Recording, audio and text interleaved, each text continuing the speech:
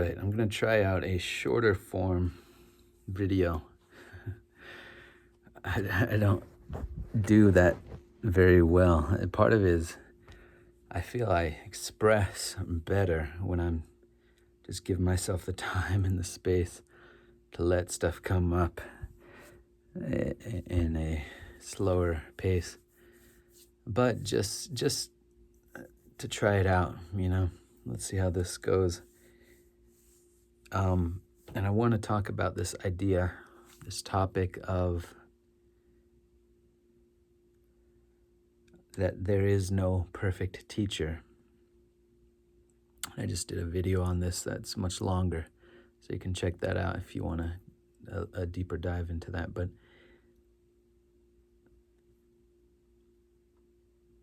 on the path, you may well become disillusioned at some point with your teacher, with a teacher, with many teachers, with the same teacher many times.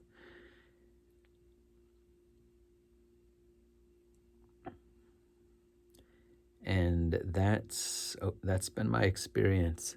I've been with this one teacher, Craig Holliday, on and off in varying levels of, I could say, engagement and commitment, but for a number of years. And he's a great person and helped me tremendously in many ways, many ways. It'd be hard to sort of enumerate. It'd take a long time to sort of enumerate and recollect. But yeah, enumerate all the different ways that he's been supportive and been helpful, generous, etc. But I've found lately, and not just lately, this has been kind of happening for a little while now, that there are ways in which things he says, things he does, just don't resonate for me, don't make sense for me, don't work for me even, I could say. And when you and that can be difficult, especially, and what would be difficult about that is if you've kind of valued or internalized an image of the teacher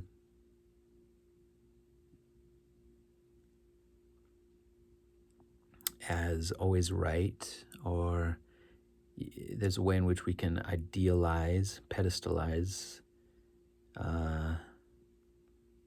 which in another way of saying it psychologically is it's kind of projection that we can put on a teacher where we can kind of idealize them.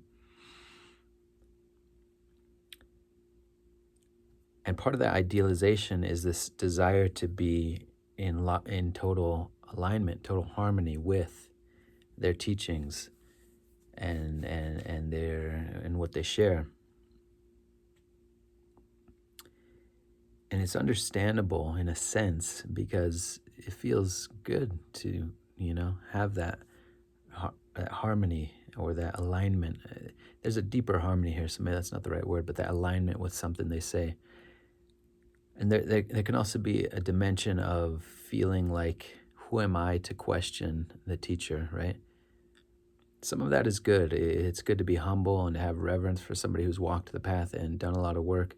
Craig is somebody, and I'm using him just in particular, but please, this is applicable, universally, and find ways. It's not really about, it is, but it's more about it. There's a deeper, it is, and additionally, there's deeper points here I'm trying to make about relationship with teachers, and it goes beyond teachers in general, just relationships in general, but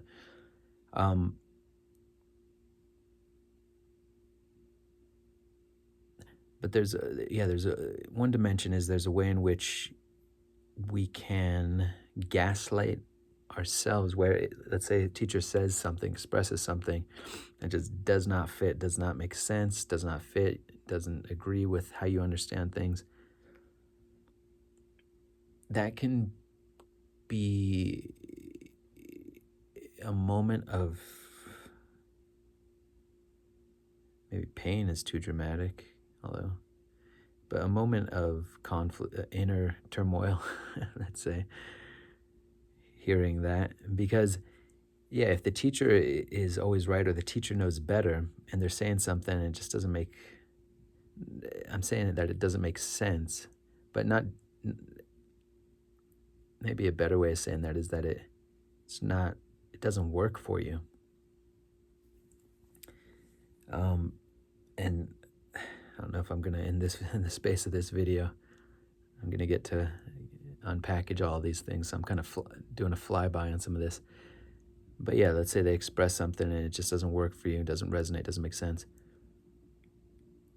There's a way in which we can gaslight ourselves and say, well, they're the authority, they're the teacher.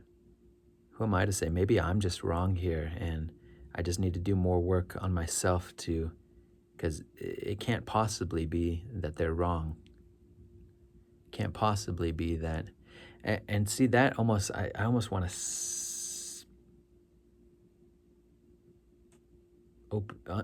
unpack that, open that up a little bit. It's not, it could be that a teacher is wrong. Teachers can be wrong. We're humans. That's part of the message here, is that, we can say stupid things. Could be that they're wrong. That's a possibility. Could be that you don't have misapprehended what they're saying. Totally a possibility. Could be that you're wrong. That is a possibility. That is definitely a possibility. But you got to be careful and have some spiritual discernment. And some of this comes online the more healed you get. And there's a certain kind of early stage with a teacher, especially if it's an early stage for you on the path, or a particularly vulnerable stage on the path where you're needing a lot of support and where you're kind of going through a lot, which is, I've definitely been there. And that's kind of how I found Craig, as I was in a point of real crisis where it kind of makes sense to trust, their wisdom on something. And so there's levels to this, there's context to this, and there's discernment that needs to happen always at every level with this. But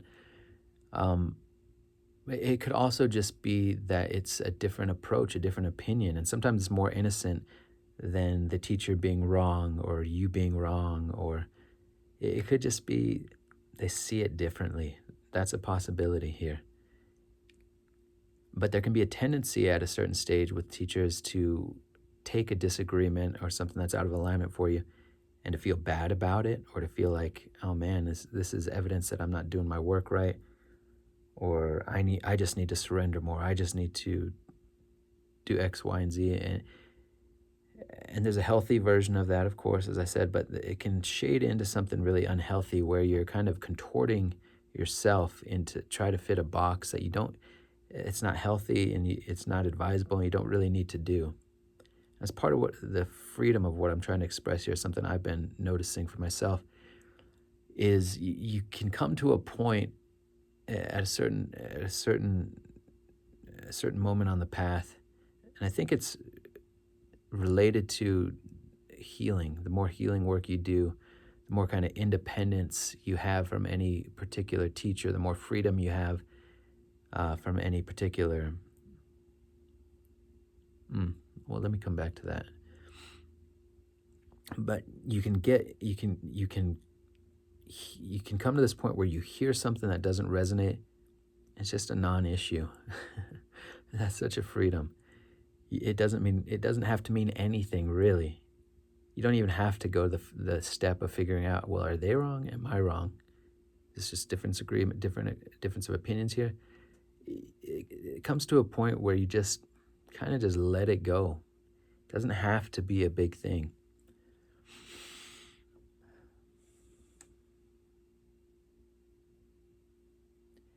And see, part of this has to do with psychological dynamics around around dependency. If the teacher is really healed, then I don't know if you could really, or in a more balanced, healed state relative to where you're at.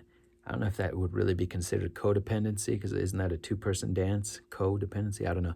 But you can develop a certain dependency and project this kind of idealized image.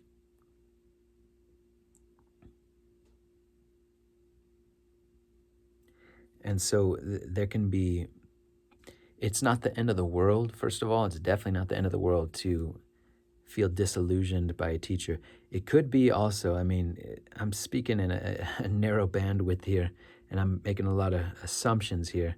I'm assuming that the teacher in question is not abusive, for one. That's a major thing, because it could definitely be it's definitely possible that you're interacting with an abusive person, and that's a different category, and that's a more straightforward category in some ways, because you definitely don't want to get, you have to trust yourself on those things. And but if we're not talking about egregious abuse, it's more in the realm of just something they're saying doesn't really work. If they are being abusive and you come to find that out after having committed and been in a relationship, that is a major disillusionment there. That's also disillusionment, but that's almost, I want to say, a different category, whole different category. And that's certainly not what I'm talking about in this case. It's more like you found a good teacher. That's another term we're flying past because that needs to be unpacked. But you find a good teacher, and and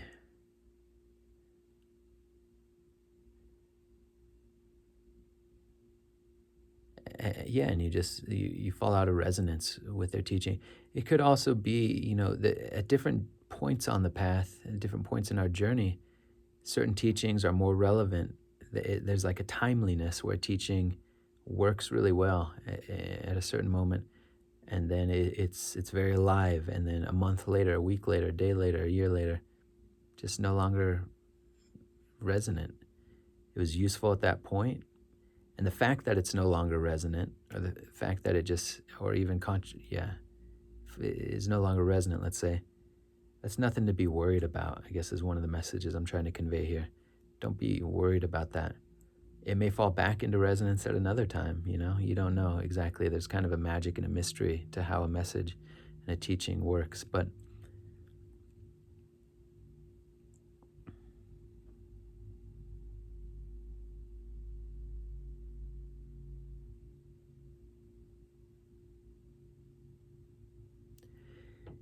this is not really what I'm getting at.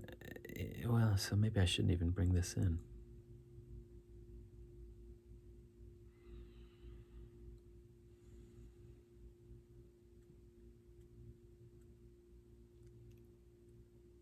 I guess the important points, and I'm kind of thinking about my relationship with Craig, to his teachings.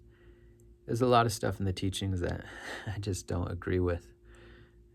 Just not relevant for me. Slash, in some cases, I just don't agree with. But is there a goodness there? Oh yeah, there is. Is there support there from this person? There is, definitely. And it's like you almost learn to just, maybe not even, I'm finding myself wanting to say you almost forgive if it's a mistake they're making, it's a lack of information, or you view it as a mistake. It's like there's a forgiveness there. Like, this is just a human doing their best. And it's much easier to have that, obviously, when this is a supportive, healed, relatively healed human being, and that there's a relationship there and a rapport there. Because humans were complex, and in some ways we're very simple too, I could say that. But there's often, at the level of personality and opinions and expression, there's a lot of complexity and diversity there, and you're not going to find that perfect alignment with somebody else. A lot of this applies to, just relationships in general, romantic or friendships, or with a teacher as well.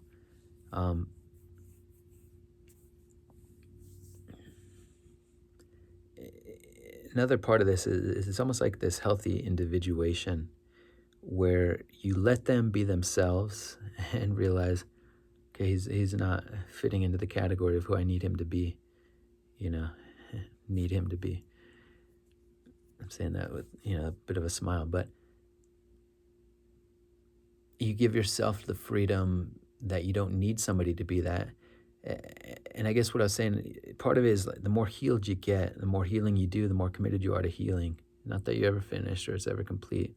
Please, let's not go there. But you realize that your healing is not dependent upon that person, in the same way, at least.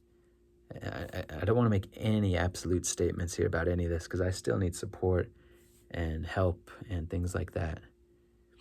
But I just notice as I've gone along and I feel like I've done some healing, some processing and stuff, there's a less of a desperation and there's a freedom in that where I can more and more just kind of not only let, in the case of the teacher, Craig, let Craig be himself and not even have to voice this to them. It's just an energetic thing that you recognize.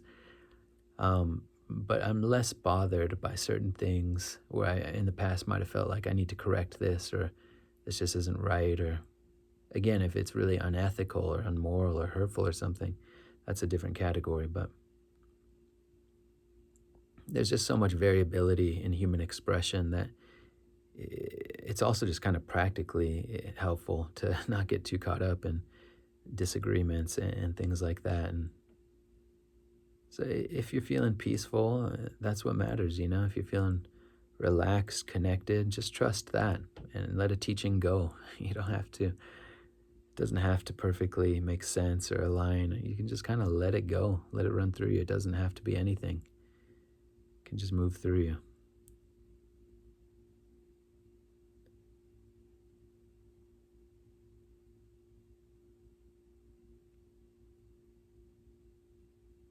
And that's a freedom for yourself as well. And you know, I was thinking, I said this in another video, I'll try to kind of summarize it again. I was thinking of Kobe Bryant and Michael Jordan as one way to express this. It's not the direct, perfect metaphor or analogy.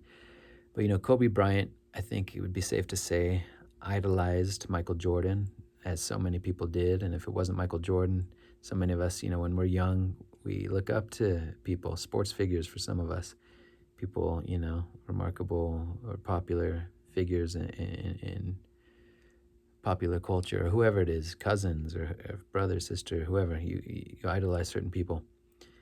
And it's part of that is developmental, you know. I'm sure for Kobe, this is a plausible scenario, backed up by some things I've heard him say and just observed and heard Jordan say, but I'm just just a plausible scenario that I think is not too far-fetched.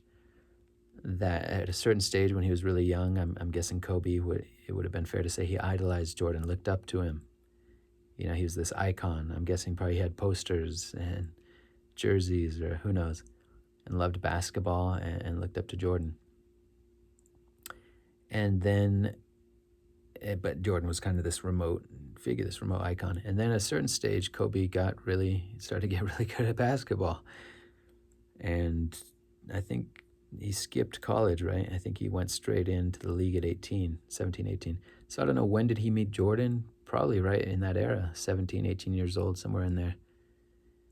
And so that already is a slight shift in the Kobe's image and understanding and relationship with Jordan, where now he is somebody that I have met and talked to.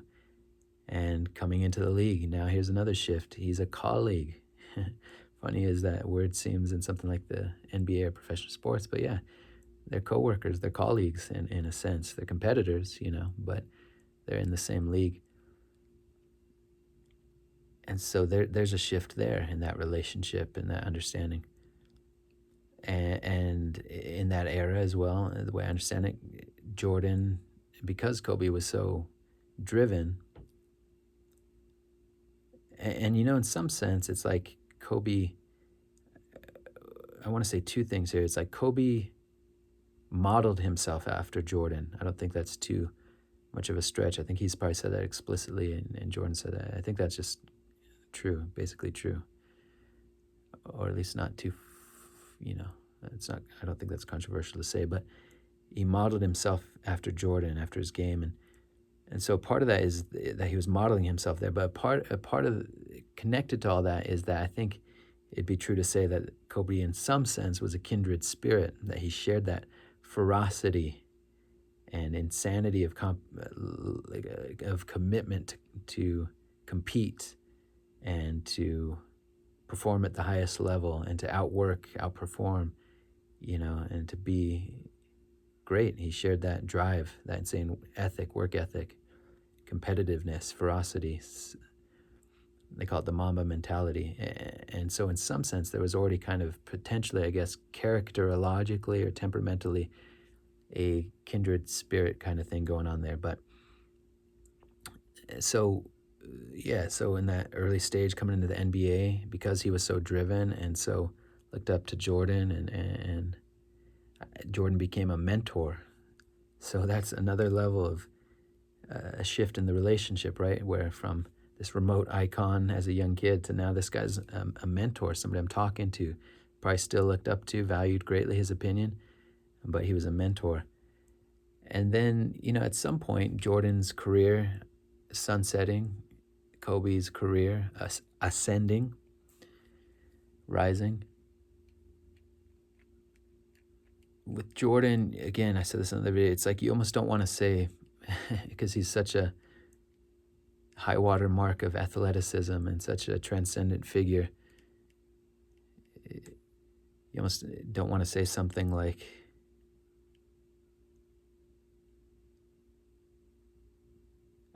I don't know, I just see Jordan kind of in a different class. This is kind of an asymmetry in the metaphor. I see Jordan in a different class of greatness almost, but Kobe's not far from it. And I don't think it's too far of a stretch, even though if it's not perfectly symmetrical, to say at some point it's more of they became peers. The competitors on the same stage, and Kobe, was expressing his own greatness, right?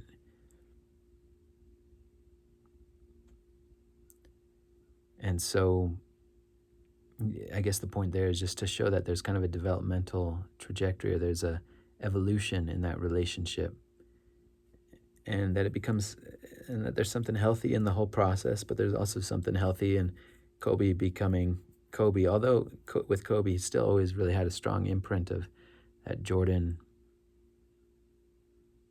of Michael Jordan and his approach to the game and certain things. But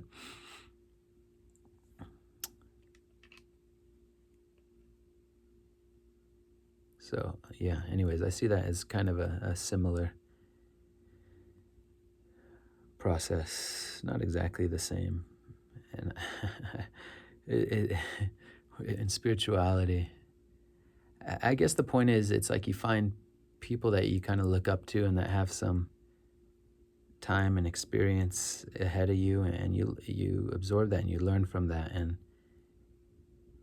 But then at a certain point, you, I guess, individuate, or you don't have to cleave so tightly to their model, to their example.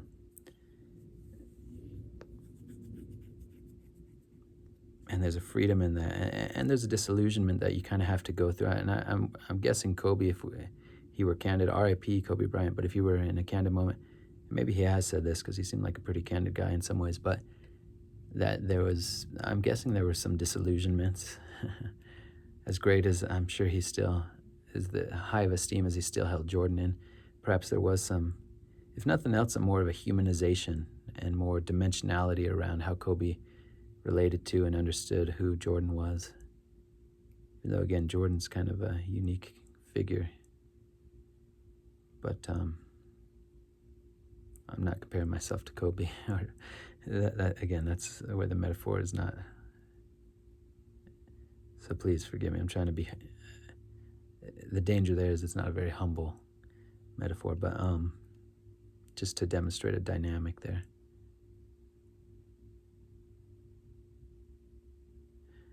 And that it's okay that.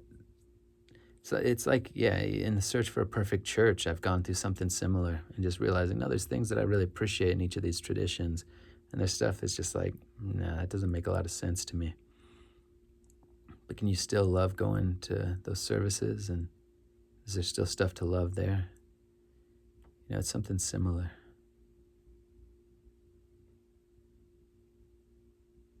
Anyways, there's more to say, but I'm going to hold myself to trying to be a little bit more brief. 25 minutes is not necessarily brief, but compared to other videos. So take care.